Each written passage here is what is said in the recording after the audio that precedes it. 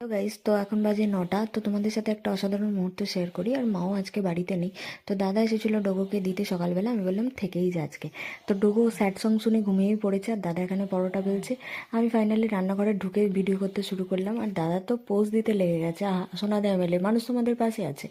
তো এখানে দেবু আমাকে না ডেকে নিজে নিজে পরোটা ভাজতে শুরু করে দিয়েছে। আর ডাকেন একটা কারণ ছিল, ওরা দুজনে দেরি করে এসেছিলো বলে বাড়িতে আমি একটু রেগে গেছিলাম। তো ফাইনালি আমিও ভাজতে শুরু করে দিলাম, পরোটাগুলো ভাজা হয়ে গেছে।